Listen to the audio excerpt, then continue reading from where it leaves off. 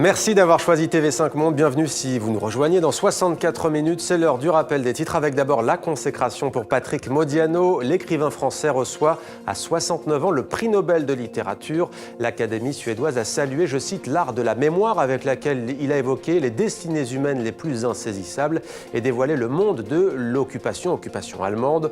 Son dernier roman vient de paraître. Il s'intitule « Pour que tu ne te perdes pas dans le quartier ». Patrick Modiano est le 17e auteur francophone à recevoir la prestigieuse distinction.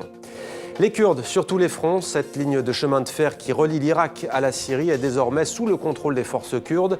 La zone était tenue depuis une dizaine de jours par le groupe État islamique. À Kobané, les djihadistes et les combattants kurdes continuent de s'affronter quartier par quartier. Et puis il y a de sérieux risques de récession dans la zone euro. C'est la mise en garde lancée par Christine Lagarde face à une croissance en berne. Selon la numéro 1 du Fonds monétaire international, ce risque a doublé au cours des 6 derniers mois. Et le FMI revoit globalement à la baisse toutes les prévisions économiques à l'exception de 2 pays, les États-Unis et l'Inde. Nous sommes ensemble depuis un peu plus d'une heure. Voici l'essentiel de 64 minutes préparé par David Gilberg et Frédéric Racinou. Il s'appelle Patrick Modiano, il a 22 ans.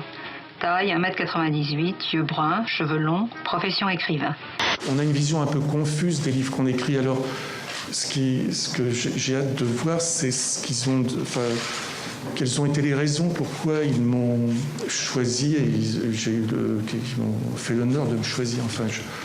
Ça doit lui faire une impression effectivement irréelle. Enfin, on l'a bien vu tout à l'heure, il était un petit peu comme un lapin aveuglé par ses phares et par tous ces micros qui surgissaient. Modiano, prix Goncourt en 1978, est un écrivain en quête perpétuelle du passé.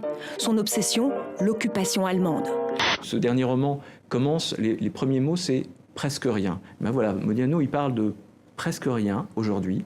Il a une écriture très épurée et avec des moyens vraiment minimalistes, il arrive à faire surgir l'émotion. Promise, jeune fille de 16 ans et ses 2 petits frères sont les seuls survivants de la famille Cooper, décimée par Ebola. Le gouvernement de la Confédération a confirmé hier l'ouverture de négociations avec l'Union européenne et les États-Unis.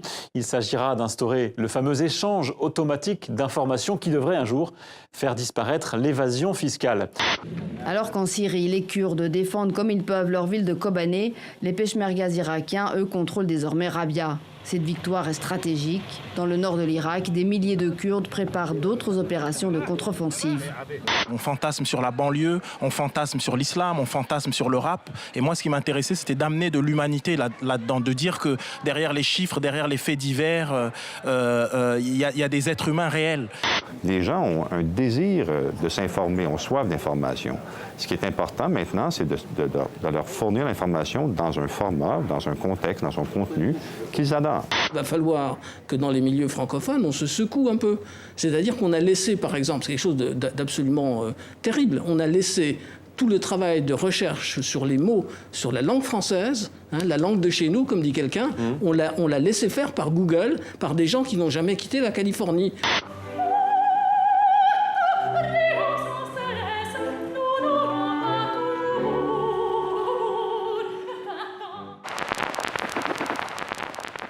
Avant de nous quitter, une pensée pour tous les otages dans le monde, parmi eux les jeunes filles et les jeunes garçons enlevés au Nigeria, ainsi que le dernier ressortissant français détenu au Sahel, Serge Lazarevitch, 1050 jours de détention. C'était 64 minutes, Le Monde en français, votre grande édition d'information. Demain, vous retrouverez Xavier Lambrecht. Je vous dis quant à moi à lundi sur TV5 Monde avec grand plaisir.